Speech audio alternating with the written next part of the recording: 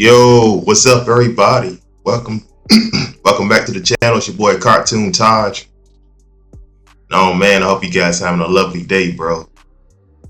And as always, man, we gonna get into these hoops, man. We gonna get into the sports. We gonna get into whatever, man.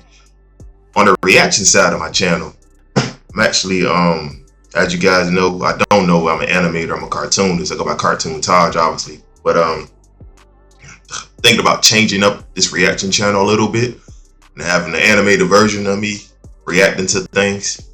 So I'm kind of in the works for that. So you guys stay tuned. So yeah, I'm a very busy person, man. I be trying to post more feature videos, but be kind of tough, man, with the editing and everything. And again, I'm an artist. So I got a sore throat at the moment. So it's kind of hard to really knock out content. So I'm trying my best to try to knock it out very consistently. Can't talk this morning. And try to just crank them out for you guys, man. But you guys make sure to like, comment, subscribe to the channel. And today, man, Jxmyhighroller, you know, he's my favorite YouTuber, especially in the hooping community. And today, you already know what we're gonna talk about, man. The trade heard all around the world. I was gonna make a feature video about it. Didn't really have time. Still might try to crank one out, but man, I guess we're gonna react to it and give my thoughts and opinion on it. And this right here is the craziest trade in NBA history from Jxmyhighroller. You know, I'm a big Jxmyhighroller fan, like I said. He already got a million views already, man. It's 16 hours, man. The man is cranking it. You know this video is about to be amazing. And let's get right to it.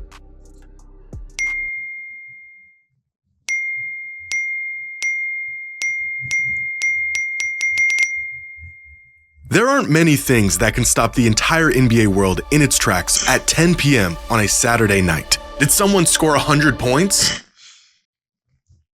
Man, Jimmy's presentation is amazing, bro. I'm trying to get on this level, man. Editing the presentation is amazing. Did LeBron hastily retire in the middle of the season? What, did Michael Jordan come back out of retirement? What could possibly get everyone riled up out of nowhere? Oh my God. We all said in unison as new. Yeah, that's exactly how it was. That's exactly how it was. Saturday night of all places. Of all times, Saturday night. Incredible. News broke that the Mavericks traded Luka Doncic for Anthony Davis. I couldn't believe what I was seeing. I figured this was just some big elaborate hack job, and I was waiting for follow-up tweets saying, false alarm, the Mavericks actually aren't brain dead. I can't believe you guys fell for it. But within minutes, it was clear that this trade was unfortunately very real, and the Mavericks are in fact out of their minds. The same player who Mark Cuban said he would rather leave his wife before giving up, the same player who was responsible for a third of the organization's finals appearances, the same player who by the grace of God miraculously fell into their lap 7 years ago, is now gone. And after looking at the reported details of this exchange, how it went down and who was involved, this is, without exaggeration, the most shocking trade in NBA history.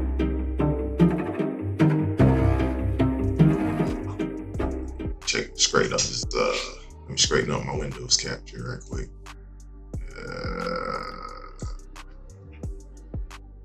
Do it live, everybody. We do it live. Bear with me for a second.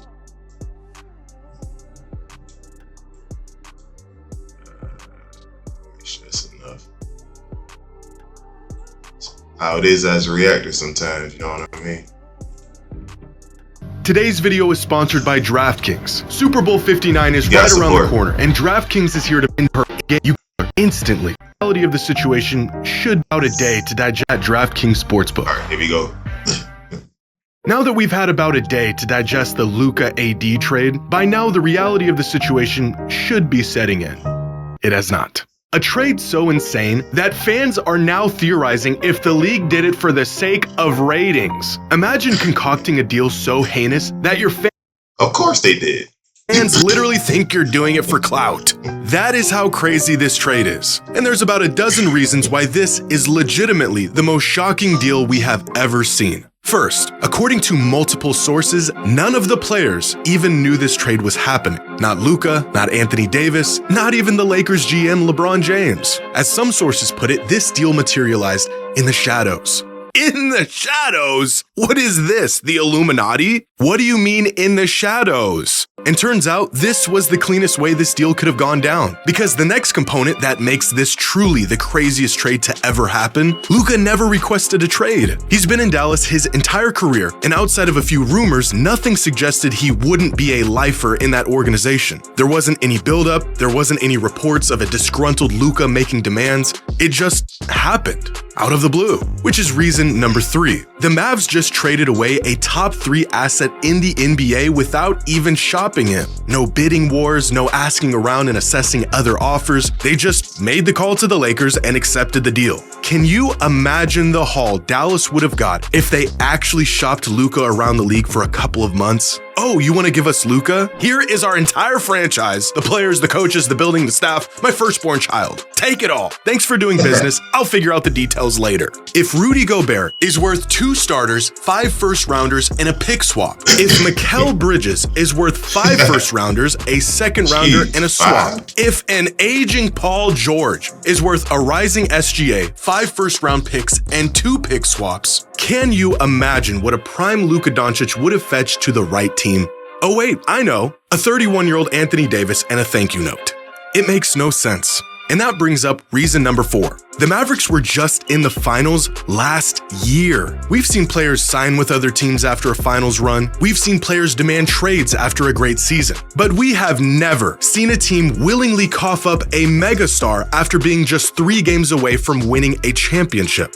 It's unthinkable. Because reason number 5, it's Luka freaking Doncic. You do not trade Luka Doncic. If you were to rank players in the NBA on their trade value, starting with the players who are the most untouchable, non-negotiable, hang up the phone, and down from there, Luka is probably 3rd or 4th on that list. The only 2 players definitively ahead of him are Wemby and Jokic.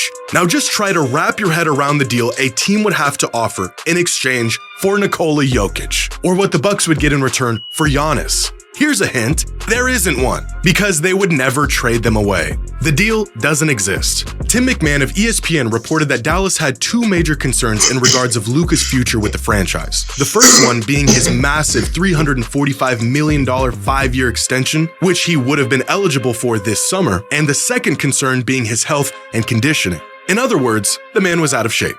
So let me get this straight. The Dallas Mavericks just traded away the best player of a generation, the future of their franchise, and the man that just got them to the finals on one leg because he put on a few pounds. For fuck's sake, Zion Williamson ate his way into load management and he has spent the last 6 seasons in and out of rehab, and the Pelicans are still sticking by him.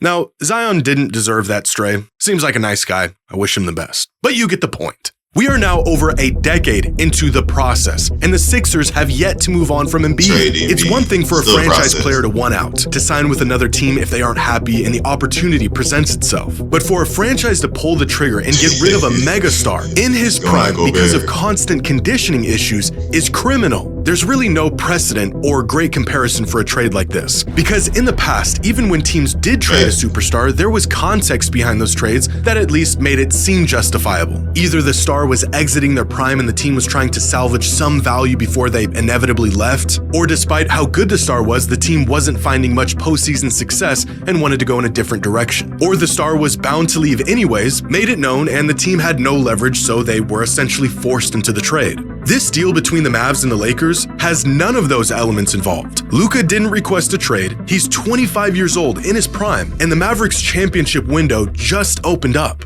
Now, as a Blazers fan, I am painfully aware of how hard it is to get your hands on a true franchise player. Painfully aware. In our team's entire 55-year existence, we've had 3. The first one got hurt, the second one was incredible, the potential third one got hurt, and the actual third one was also incredible. That's about 1 superstar every 20 years. What does the lackluster history of that Blazers franchise, I mean, talk about the curse in Portland. Every guy they got injured. I mean, man, you can go all the way back to the late Bill Walton. I think he got hurt. If I'm not mistaken. You can go back to I don't know if Clyde got hurt. I don't think Clyde Drexler got hurt, but he wanted out. Of course, Brandon Roy and Greg Oden, of course. It could have been something. They stayed together healthy.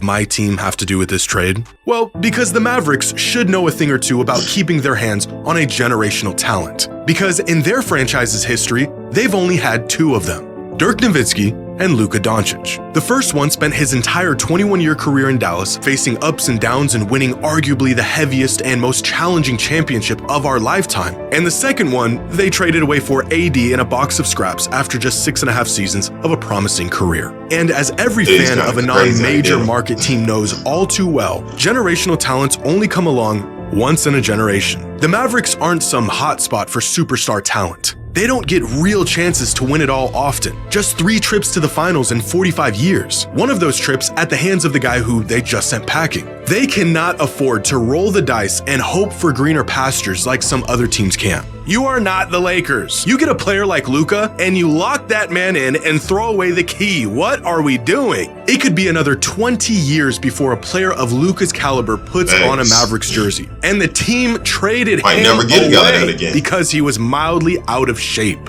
It makes me sick. This is coming from a desperate man who's got 18 years left before I see another Dame. Which brings us to their second concern. Again, according to sources, the Mavericks were not keen on giving Luka an extension that would have made him the highest paid player in the league. But if the third best player in the world who gets better in the playoffs is a perennial MVP candidate who's hitting his prime isn't worth paying, then who the hell is? Dallas said that this was a win-now trade, an oxymoron of a statement considering who they just traded and where he just got them last season. But superstars win championships. Superstars also cost a lot of money. And if you're not willing to empty your pockets, how committed are you to actually winning? In what world has being cheap ever won a team a title? It just seems completely counterintuitive to what they're trying to accomplish. Now, the implications of this trade for the Lakers are just as drastic, but for entirely different reasons. For starters, this will be the first time in LeBron's entire career, youth, high school, NBA, a lifetime of basketball, where he won't be the best player on his team, which is already a huge adjustment for him and the team as a whole, but specifically because Luka and LeBron essentially do the same exact thing. Oversized on-ball floor generals with elite scoring abilities. In fact, they not only have the same skill set, they take on the exact same roles on the court. LeBron has always initiated the offense, even if it meant relegating point guards to other positions. And this usually worked in the past because no one did what LeBron could do nearly as good as he could do it. But now there's a guy who can do what LeBron can do, only better. So that means unless Luka and the Lakers are okay with him getting neutralized, LeBron will have to truly play off-ball and within the flow of the offense for the first time in about 2 decades.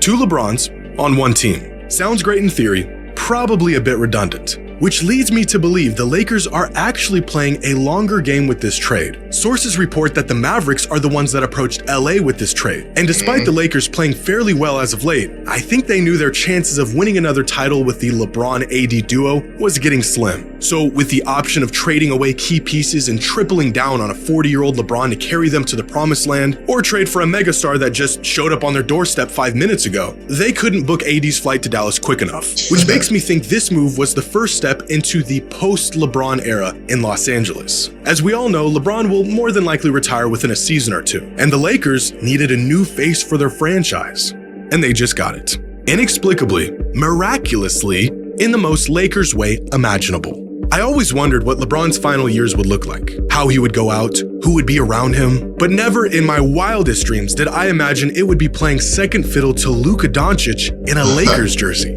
All in all, it seems like the Mavericks won this trade, if you zoom way in and look at this in an 18-month window. But zoom out and the Lakers are looking around asking themselves how they just pulled off a bank heist. With AD, the Mavericks lineup looks good, possibly a winning formula. But the Lakers got Luka Doncic, and in 20 years, fans will look back and wonder how one of the greatest players of all time in his prime was traded away on a random Saturday night.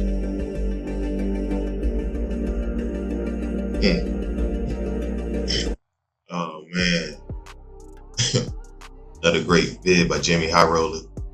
I'll make sure I have the link to this video down below. You guys make sure to check it out and subscribe to the channel for more of his amazing content in the hoop community, for real. My thoughts. I think the Dallas Mavericks are stupid. I mean, I get Luka come out of shape. He's a cone on defense. Those are things, the intangibles you need to win a championship. I get that. But Luka got you to the NBA Finals with Kyrie Irving. He got you to that promised land. With that being said, yes, Luka has to get in shape. I was saying that for years to myself. I was saying, man, Luka got to at least try on defense. I agree. You know, but what he does beyond that is just so spectacular. You know what I mean? 34, 9 and 9 last year. I think he averaged 28, which is low for him this year. And almost another triple-double. They may average a triple-double almost for his whole career almost. And you kind of can't give a player of his caliber up like that, especially at the age of 25, soon to be 26 in a couple weeks. I just think it's really stupid for Dallas because, of course, it's a win now move, and I think Dallas has gotten better in the immediate future with this trade, which means immediate future means this season, because they front line of AD when they get what's the dude? They got Gafford and Lively. When they get Lively back, if they do make the playoffs, which I think they will, leading up to it, I think they get to the West Finals, man, with that defense and Kyrie cooking. They really can. If AD's motivated, which I think he will be if he stays healthy, you know, I think Dallas can do some things. But that being said, even if they do get to the finals, you know, AD's about to be 32 years old. Kyrie's already 32. The guys are getting older, so it's kind of hard to keep these guys. They're getting older, man. It's kind of hard to really build around that. And they're going to regress as, you know, as far as time goes on. Not everybody's LeBron James, you know. So I just think that, you know, I just think the Lakers, man, they just it's a steal, man. You get Luka Doncic, you get LeBron into his career playing second fiddle to Luka. You know, that within itself is kind of crazy. So that's funny too. LeBron's playing the second guy, you know, to Luka. You know, like Jimmy said in the vid, man, like 2 decades, man, 20 plus years, and he ain't never had that. But he do now. You know, and I think he happy though, because at his age, at 40, he can really take the time and, you know, just do all the little things to help the team win and let Luka do the thing. It's his show now. Again, Lakers won the trade, without a doubt. You get a superstar for the next 10 years, and Luka popularity is already up here. Now with the Lakers in Tinseltown, it's going to go even bigger. And, you know, the fix is into the NBA. You know, I think they're going to get another big piece.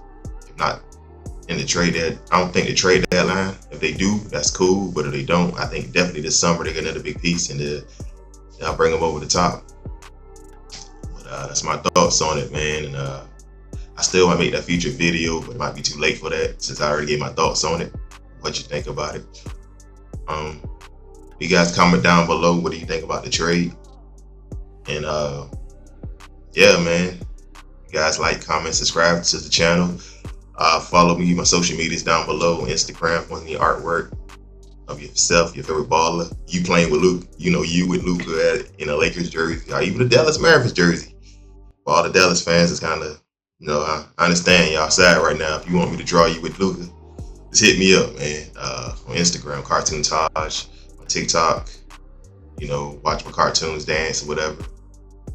Hit me up on there. Twitch, trying to build my Twitch community. You got to follow me on Twitch, man. CartoonTaj as well, and get dropped off in 2K, Madden, any other game. If you got a game, I'll buy it and we play together. You guys have a great day. Peace.